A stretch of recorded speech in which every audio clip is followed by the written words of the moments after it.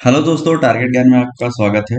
तो ये वीडियो हम बहुत सारे बच्चे लोग क्योंकि ईएसआईसी यूडीसी के ऊपर हम डिटेल वीडियो स्ट्रेटजी का बना चुके हैं। और अभी आपको पता ही है कि अगर 19 को एग्जाम होता है तो लगभग एक मंथ और 4 या 5 दिन बचा हुआ है। तो एक मंथ में क्या करना है, इससे रिलेटेड मैं वीडियो बाद में ईएसआईसी यूडीसी के ऊपर लाऊंगा। तो पहले मैं इस ईएसआईसी स्टेनोग्राफर और ईएसआईसी एमटीएस जो है उसके रिगार्डिंग मैं डिटेल स्ट्रेटजी बताऊंगा कि आपको एक मंथ में क्या क्या करना चाहिए। अगर आप इसको फॉलो करते हैं तो आपको डेफिनेटली आप प्री पास करेंगे और आपका अच्छा स्कोर होगा। तो क्या अप्रोच रहना चाहिए मेरे हिसाब से, मैं अगर आप लोग के जब एग्जाम देने वाला होता तो मैं किस तरह से इसको लेता और मैं किस हिसाब से प्रिपरेशन करता। तो सबसे पहले देखते हैं स्टेनोग्राफर के बारे में। तो आपको पता है स्टेनोग्राफर में जो है वो सबसे पहला है वो आपका इंग्लिश आएगा, इंग्लिश लैंग्वेज एंड कम्प्रीहेंशन। इसमें आपको मैं डिटेल में पहले बता देता हूँ कि क्या क्या स्कीम का एग्जाम है। तो इसमें आपको 100 क्वेश्चन होगा, 100 मार्क्स आपको 70 मिनट्स मिलेंगे। उसके बाद रीजनिंग एबिलिटी में आपका 50 क्वेश्चन, 50 मार्क्स। उसके बाद जनरल अवेयरनेस 50 क्वेश्चन, 50 मार्क्स। यहाँ पे आपको पता ही है कि क्वांटिटेटिव एप्टीट्यूड नहीं आएगा, तो इस बात को आपको ध्यान रखना है। तो अब चलिए स्ट्रेटेजी के बारे में बात करते हैं कि इसको कैसे अप्रोच करना है। तो इंग्लिश जो लैंग्वेज और कम्प्रिहेंशन है, इसमें आपको बेसिक ग्रामर पे बहुत ध्यान देना है। ग्रामर बहुत इंपॉर्टेंट रखने वाला है, क्योंकि आपको यहाँ पे जो क्लोज टेस्ट और फिलर, एरर, ये सब में आपको बहुत काम आएगा। और आप इंग्लिश के लिए जितना टेस्ट देंगे उतना बढ़िया है। आप टेस्ट जितना पॉसिबल हो सके वो टेस्ट दीजिए, टेस्ट देकर उसको एनालिसिस कीजिए। और ग्रामर में आपको जो है वो अच्छे से, खासकर सब्जेक्ट, वर्ब, एग्रीमेंट, ये सबसे क्वेश्चन आता ही है। उसके बाद फिर आपका एडवर्ब, जैसे ये पार्ट ऑफ स्पीच का जो पोर्शन है, पूरा पार्ट ऑफ स्पीच का। उसके बाद टेंस, उसके बाद प्रीपोजिशन से क्वेश्चन आता है। और कुछ कुछ फ्रेजेस आप अच्छे से याद रखेंगे, फ्रेजेस। उसके बाद आपका क्वेश्चन आएगा फ्रेजल वर्ब के ऊपर भी क्वेश्चन आता है, फ्रेजल वर्ब से, इसको आप ध्यान रखेंगे। तो ये सब कुछ टॉपिक है जिसको अच्छे से करना है। प्रीपोजिशन का जो कॉम्बिनेशन वाला होता है, फ्रेज टाइप का जो वर्ड होता है, उस पर आप ध्यान देंगे। आपके पास कोई भी टेक्स्ट बुक वगैरह होगा लूसेंट का, अगर इंग्लिश का, या फिर और भी जो आप फॉलो करते होंगे, तो उसमें ये सब होगा। उस पर आप फोकस करिए, ये चैप्टर बहुत इंपॉर्टेंट है। इससे आता है पार्ट ऑफ स्पीच वाला जो है, उस पर आता है। फिर आपका टेंस हो गया, उससे क्वेश्चन आएगा। और खासकर टेंस में इफ वाला जो होता है उसको अच्छे से ध्यान रखिए, वो सब चीज आएगा।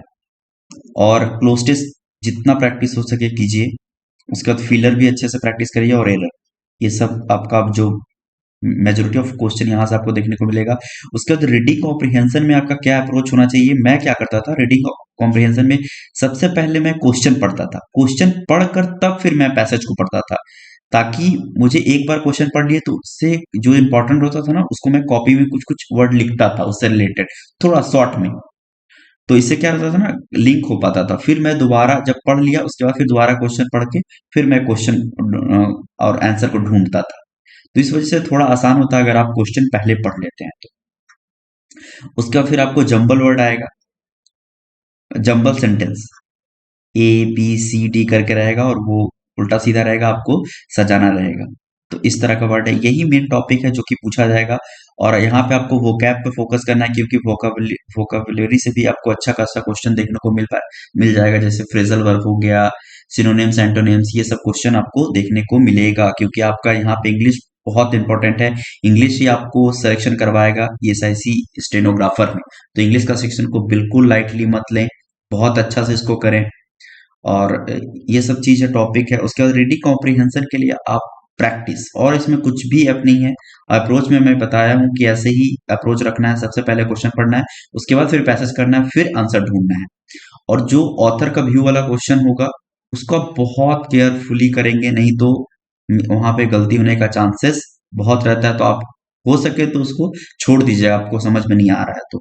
और पहले जो श्योर लग रहा है ना कि एकदम इसका परफेक्ट है, वो सब क्वेश्चन को करिए। उसके बाद फिर जो नहीं हो रहा है, उसके बाद फिर उसको बाद में ही उसको लास्ट क्योर करिएगा जब कब समय बचता है, या फिर आप फ्री माइंड हो, क्योंकि आप जैसे ही अच्छे जो आपको आता है वो अगर कर लेंगे ना तो आपका कॉन्फिडेंट बढ़ जाएगा। तो ये अप्रोच फॉलो करिए, आपका इंग्लिश में डेफिनेटली बहुत अच्छा मार्क्स आएगा। अब चलिए दूसरे सेक्शन में चलते हैं। अब जनरल अवेयरनेस में क्या करना है, तो इसमें आपको कम से कम 6 मंथ का करिए, और मैं ये करवा रहा हूँ, इसके ऊपर वीडियो भी मैं लाऊंगा। तो अभी 1 मंथ का कंप्लीट हो गया है, मैं कल या परसों तक देखते हैं वो दिसंबर मंथ का वीडियो लाऊंगा। तो आप लोग मेरा प्लेलिस्ट में जाकर देख सकते हैं जनरल अवेयरनेस के लिए। और वो मैं 6 मंथ का कंप्लीट करने की कोशिश करूंगा बिफोर 19th मार्च को एग्जाम है, तो उससे पहले ही करीबन 5-6 दिन पहले ही कंप्लीट मैं कर दूंगा, या उससे भी पहले हो सके तो आप वो देख सकते हैं। और मैं टू दी पॉइंट करवा रहा हूँ, जो जिस तरह का एग्जाम में आता है उसी टाइप का एग्जाम में, मतलब वैसा ही करवा रहा हूँ। ना ही आपको एक्स्ट्रा कुछ पढ़ने का जरूरत है, नहीं आप पढ़ सकते हैं एक्स्ट्रा, बट वो एटलीस्ट आप देख के जाइए। एटलीस्ट अगर मान लीजिए आप कोई और अदर सोर्स से भी करते हैं तो उसको भी करिए, और वो एकदम मस्ट है, आप उसको देख के जाइए। आप देखेंगे टेस्ट में भी वो क्वेश्चन आपको देखने को मिलेगा, तो वो करिए। उसके बाद आप बेसिकली 6 मंथ का आपका जो सोर्स है उसी के सोर्स पर टिके रहिए। कोई लोग फेस क्लाउड फॉलो करते हैं, कोई लोग बैंक का सट्टा फॉलो करते हैं, तो वो अपना सोर्स पे फॉलो करते रहिए। उसके बाद आपको क्या क्या देखना है, स्पोर्ट्स का सेक्शन देखना है, इससे क्वेश्चन आएगा। रैंकिंग का क्वेश्चन देखना है, उससे क्वेश्चन आएगा। कुछ अवार्ड्स है तो इससे क्वेश्चन आएगा। अ, उसके बाद फिर आपका कोई डे है इम्पोर्टेंट, जैसे अभी जनजातीय दिवस हो, कुछ यूनिक टाइप का, बालवीर दिवस, इस तरह का जो क्वेश्चन है इसको आप स्पेशल ध्यान रखेंगे। और जो नॉर्मल डे है उस पे तो आप ध्यान रखेंगे ही रखेंगे। फिर आप जो है नेशनल पार्क हो गया, नेशनल पार्क से ज्यादा इंपॉर्टेंट मुझे टाइगर रिजर्व आजकल लगता है, क्योंकि बैंकिंग एग्जाम में ये बहुत पूछ रहा है। और टाइगर रिजर्व थोड़ा कम है, आप चाहेंगे तो प्रैक्टिस के साथ कर सकते हैं टाइगर रिजर्व। उसके बाद आपको जो यूनेस्को का लिस्ट में रजिस्टर्ड हो रहा है बहुत सारा चीज, तो उस पर आप ध्यान देंगे। उसके बाद आपका, और आप स्टैटिक में आप थोड़ा सा पॉलिटी का हल्का फोर्स कर सकते हैं। फंडामेंटल राइट हो गया, फंडामेंटल ड्यूटी हो गया, डीपीएसपी हो गया, ये सब बस इतना ही करना है और ज्यादा कुछ नहीं करना है। बाकी सबका जैसे फाइनेंस कमीशन हो गया, इसका केवल आप आर्टिकल वगैरह देख सकते हैं बस, और कुछ भी नहीं, इतना ही पूछेगा। और आर्टिकल 23 और 24 तो जरूरी आप देख कर जाएंगे, क्योंकि पिछला बार भी क्वेश्चन होता है, इस बार भी क्वेश्चन आएगा इससे रिलेटेड, क्योंकि चाइल्ड लेवल के ऊपर ये डिस्कशन करता है, ये ह्यूमन ट्रैफिकिंग के ऊपर वो बात करता है, तो ये सब थोड़ा सा इंपॉर्टेंट हो जाता है। उसके बाद फिर आप अपॉइंटमेंट देख सकते हैं कि कौन सा किस पोस्ट में आया है। फिर एक ऑब्चुरी से क्वेश्चन आएगा, अभी किसी का देहांत हुआ है कोई फेमस पर्सनालिटी का, तो उसके ऊपर ये क्वेश्चन पूछा जाएगा। तो बस यही है मेन फोकस आपका लास्ट जब एग्जाम है, खासकर दिसंबर, जैन एंड फेब, इस पर बहुत फोकस करिए। मतलब आप पीछे से आइए, फरवरी, जैन, फिर दिसंबर, इस तरह से आप ये तीनों मंथ का कम से कम बहुत अच्छा से होना चाहिए, क्योंकि बहुत सारा क्वेश्चन आपको इसमें से देखने को मिल जाएगा। उसके बाद आप और जो मंथ है उसको कंप्लीट करिए, मिनिमम 6 मंथ का कंप्लीट करके जाइए, और अच्छा रहेगा। टू दी पॉइंट, यहाँ पे क्वेश्चन कुछ ज्यादा घुमा कर नहीं आएगा, टू दी पॉइंट आएगा बस। और हिस्ट्री में कभी कभी एक आध दो क्वेश्चन देता है, तो उसके लिए आपको क्या करना है कि बेसिक बेसिक जो नॉर्मल घटना है उतना तो आपको आता ही है। अगर आप इग्नोर भी करना चाहते हैं तो छोड़ दीजिए। और यहाँ पे जो पॉलिटिकल ये आपका साइंस से रिलेटेड क्वेश्चन नहीं आता है, नहीं देखने को मिलता है, तो साइंस पढ़ के कोई फायदा नहीं है। बायोलॉजी हो गया, केमिस्ट्री हो गया, ये सब पढ़ के कुछ फायदा नहीं है। आप ज्यादा पढ़ना है आपको तो पॉलिटी, और आप ये पढ़ सकते हैं हिस्ट्री थोड़ा बहुत ऊपर ऊपर से लूसेंट, बस उतना ही मोर देन सफिशिएंट रहेगा। उसके बाद अब रीजनिंग में बात करते हैं। पहले इसको थोड़ा मिटा देते हैं। आपको पजल करना है जो 2 और 3 लाइन का है, उस पर ध्यान देना है। Order and ranking, blood relation, उसके बाद फिर आपका डायरेक्शन, इसी से मेन जो क्वेश्चन ज्यादा रहेंगे यहीं से आपको देखने को मिल जाएंगे, इसी सब टॉपिक से। उसके बाद छोटा छोटा टॉपिक है जो कि वर्ड चेंज रहता है। मान लीजिए 2*4 4 @ इस तरह का रहेगा, तो पूछेगा कि लेफ्ट से इसका क्या पोजीशन है, राइट से क्या पोजीशन है, इस तरह का क्वेश्चन भी आपको देखने को मिलेगा। फिर सिलोगिज्म हो गया, बेसिक वाला सिलोगिज्म यहाँ पे आप देख सकते हैं, थोड़ा एडवांस भी करके जाएंगे। रिवर्स वाला टाइप का नहीं आएगा, आप वरी मत करिए। जो सिंपल नॉर्मल सिलोगिज्म होता है वो करके जाइए, बस मोर देन सफिशिएंट होगा। ऊपर से इनइक्वलिटी क्वेश्चन ये भी आता है, आप इसको कर लेंगे। जैसे मान लीजिए A greater than B equal to, इस तरह का जो क्वेश्चन होता है उसको आप अच्छे से, इनइक्वलिटी में इसी को बोलते हैं, तो वो आप करके जाएंगे तो यहाँ से आपका अच्छा खासा स्कोर हो जाएगा। और आप बेसिक लेवल का करिए, यहाँ पे ऐसा कुछ नहीं बहुत ज्यादा करने का जरूरत है, आपको एग्जाम में आसानी से वो देखने को मिल जाएगा। और बेसिक नेचर का आएगा,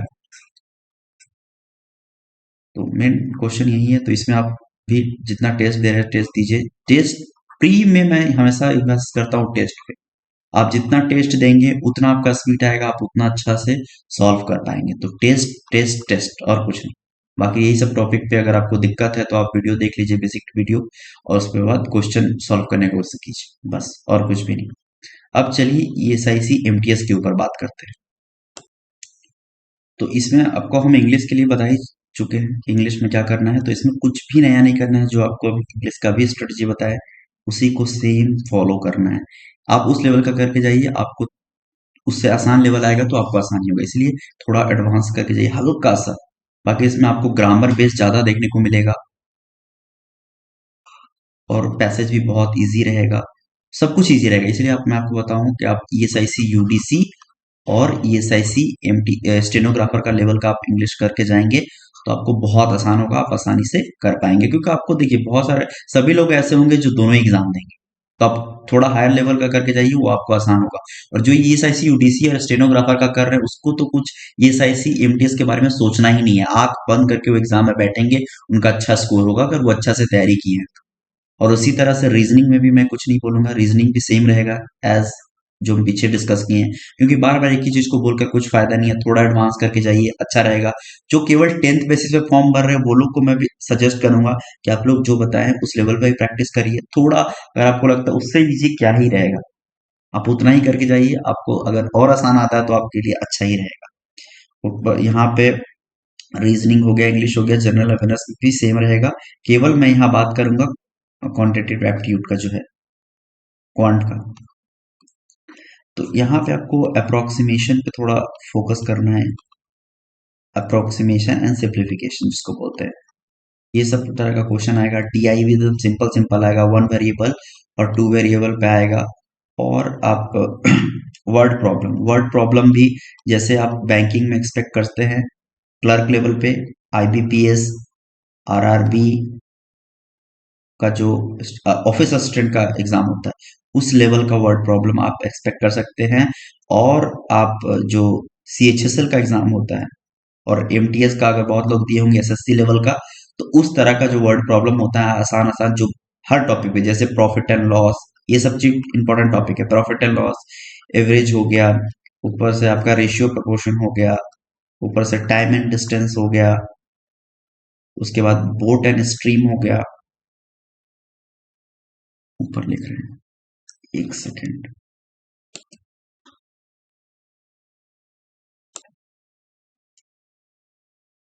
बोट एंड स्ट्रीम हो गया, उसके बाद आपका टाइम एंड वर्क हो गया,